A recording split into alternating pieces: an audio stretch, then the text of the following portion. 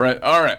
So now we're going to be moving around this 3-note away minor third, and we're going to look at all the intervals as they relate to this A here, remembering that the minor third is super important. The third is important because that's the distinguishing factor. That's the thing that gives the flavor between a major scale and a minor scale. So this 3 over here means that it's the third in the scale, and this 3 over here is the total distance in half steps, 3 notes away. It's been flattened from the major distance, which is a 4-note away, which is a major third. 4-note away, major third, flattened gives you the 3-note away minor third. So that's going to be the 3-note away minor third we're focusing in on. From a chord construction standpoint, it's also an odd interval, therefore it's in the chord construction named the same way because we skip every other note, the 1, 3, 5. So here's our 3, there's the minor third from a chord construction standpoint. All right, let's look at this A, and then let's look at the same string. If I go up to here, let's use this color over here, that's what I've been doing. We just go 3 notes up, and we get the minor third. So we're here, from here to here. Now, where's the major third? The major third is up here. Now, note that you can kind of blend together these and you get kind of a bluesy feel. Now, normally, like if you're in like an A major blues, for example, then you can kind of go back and forth to the minor and throw in the major and minor. It's a little bit more wonky if you're playing in a minor and then you throw in the major third, right? In other words, if you're thinking of yourself in a major, an A major blues thing, then it's more likely that you're gonna want to throw in the minor. If you're in an A minor bluesy thing, you can try to work in and throw in the A major, but it's a little bit more wonky. It's a little bit harder to kind of go that way. But if you're kind of blending these two together in order to kind of get that feel, that then here's the minor, and then you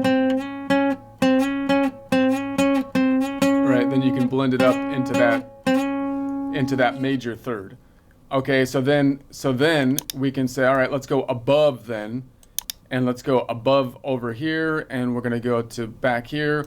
So if I go up 1 string and I try to think of where's the 3-note away minor third, I want to learn the shape, but I'm going to count it out and then try to learn the shape, right? So it's going to be inverse distance. So if it's a 3-note away minor third, I have to take the inverse distance. If I'm going above the string, 12 minus 3 is 9. So therefore, I'm looking for a distance of 9 notes away. There's a 5-note distance between the strings. I call it -5. And then when I go back, I keep going negative. So -5, -6, -7, 8, 9.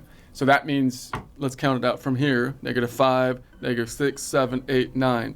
So that means if I go from this C to that A, that is a, what is that? That's a 9-note away, which would be a major 6, remembering that if you're looking at a minor interval, the inverse will typically be a major. If you look at a major interval, therefore, the inverse will be a minor. And so if I go from the bottom to the top then, from A to C, that's a 3-note away minor third. So then just from a shape standpoint, if I just try to memorize this, if I go up 1 string, the 3-note away minor third will be 1, 2, 3, 4 frets back unless I cross the fault line, which is down here. This whole tectonic plate shifted to the right, so I can only cross the fault line by going up 1 string if I'm on the B string. So if I was on the B string like this A, and I went up 1 string, it's going to be a further distance because notice that this whole thing moved up. So the whole thing here is, if I go up 1 string, the 3-note away minor third will be 1, 2, 3, 4 frets back unless I cross the fault line, which would only happen on the B string, in which case, if I go up 1 string, the 3-note away minor third will be 1, 2, 3, 4, 5 frets back. All right, let's try 2 strings up. Now, by the way, where's the major third? If I'm here, if you're kind of doing a bluesy thing and you're kind of blending the major and the minor, which is key on that. There's the major third right there, right? So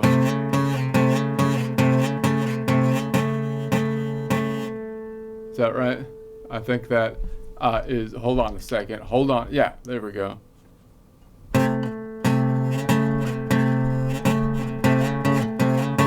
Anyway, so you can kind of play with that if you so choose. But let's go up 2 strings now. We're going to go up 2 strings, so there we have it. So if I go up 2 strings and I'm looking for the 3 note away minor third, I have to take the inverse distance, which is 12 minus 3, or 9 notes away. So it's going to be -5, -10, and then going this way, I'm going to go up, and so I'm going back towards 0, 9. So let's go from here, -5, -10, 9, boom. If I go from C to A, that would be measuring from the C. It's a 9 note away major third. But that's like you're acting like the top string is the only point of measurement, man. It's not special. I could measure from A, just like they say in physics. There's no special point. You think where you're at is special. But no, you could measure it from the other side. It's like, okay, why don't you open up your mind and like look at it from someone else's, from the other perspective. It's like, okay, then I will do that. If I could do that. If I measure it from the A to the C, then it would be a 3 note away minor third. And that's kind of a cool shape right there, because you're kind of on this particular A, you're sandwiching that open A right there. So you got, like, if you play this one out, you got 2 A's, and then you got the third, which is kind of like the flavor of the chord. So you kind of, and then you've got the fifth, which is right there. So you can kind of hammer on the fifth maybe.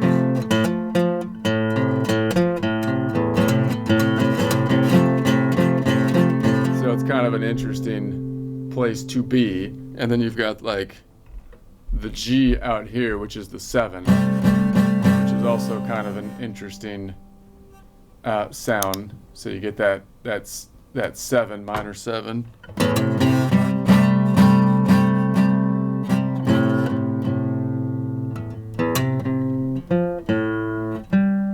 Anyway, so but you can also, like, say if you're going to blend it into the major, then there's the major. So if I'm kind of going in between a major and a minor, and I'm fudging the line of the minor third. You can try to mute this one or not. I'm trying to mute it, not mute it. Which finger would be better? Ring finger. But then it's harder to grab. Then you just got that. Or this one. Anyway, so you've got that, and so let's move on.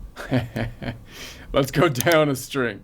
Let's go down to here. So now I can just look for I don't have to look for the inverse distance. We just say it's going to be a 3 note away minor third. So there's -5, 4, 3. Let's count it out this way. -5, 4, 3. So that shape, I really want to know that shape. That's a minor third right there, minor third. Now, I didn't do my other thing where I was, anyways, I'll skip that for now. So if I go here, where's the major third? It's right there. So there's the major third. So again, if you did some kind of bluesy thing, you can go like that, or maybe you use this finger instead.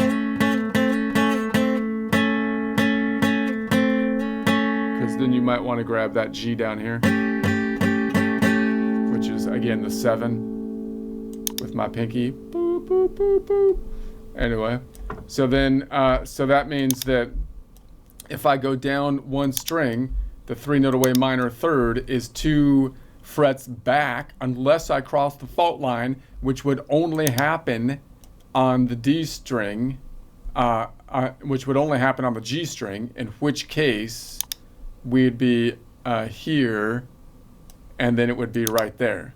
So the rule is, if I go down 1 string, the 3 note away minor third is 2 frets back unless I cross the fault line, which can only happen on the G string, in which case if I go down 1 string and cross the fault line, the 3 note away minor third will only be 1 string back, because this whole tectonic plate shifted to the right, messing everything up, which messes everybody else up. But we're gonna figure it out.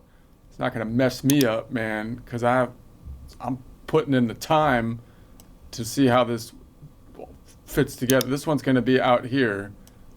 let's go down 2 strings. So now we're going to be out here. This is going to be 5 and then 10, 11, 12, back to 0, 1, 2, 3. So I know that one's a little bit hard to see out there. Let's see if I can go over just a pinch. So there it is. So now we're going to say, so that one's the furthest distance that it can be. Let's count it out from here. 5, and then up here 10, 11, 12, which brings me back to the octave. 1, 2, 3, which is out here. Boop. So it's almost reachable going this way, but it's 1, 2, 3, 4, 5, 6 out. That means that it's right in the middle. So you have a perfect symmetry over here and over here, because that's the furthest distance it could be if you can go both ways, because there's only 12 notes, and 12 divided by 2 is 6. So you got 6 frets out either way. Now, so that means that if I go down 2 strings and cross the fault line, then the 3-note away minor third is 6 frets up or back. But if I don't cross the fault line, which would happen on either the E or the A string, because I could still go down 2 strings from either of those and not cross the fault line, then if I go down 2 strings, let's see if I can go from here and go there. Let's do this one. There it is here. So then it would only be 1, 2, 3, 4, 5. So the rule is if I go down 2 strings, the 3-note away minor third would be 5 frets forward, which would be a shorter distance if you didn't cross the fault line. But if you do cross the fault line, then the 3-note away minor third will be, and you go down 2 frets, the 3-note away minor third will be 6 frets forward, which means it will also be equivalently 6 frets back. By the way, you can always think of the inverse distance, which might be part of our routine, I should add, right? So if I'm going 5 frets forward, 12 minus 5 means it would be 7 frets back. The reason I don't really do that is because 7 frets back would be out of reach. Now you might be able, now sometimes you can only do 7 frets back, because if I'm up here somewhere on the guitar, I can't go 5 frets forward. So therefore maybe I have to hold my finger, pick my finger up and go 7 frets back. So it might be worth like looking at that. But my point is on this exercise is that there's always a note that you're looking for in reach. It's always there if you're like somewhere in the middle of the guitar, basically. All right, in any case, let's go down another string and go down to this one. So if I go down 3 strings and cross the fault line, then we have 5, and then shifting up here to 10, 15. 15 minus 12 is 3. So let's do it from here. 5, shifting up here 10, down to 15. 15 minus 12 is 3. There it is.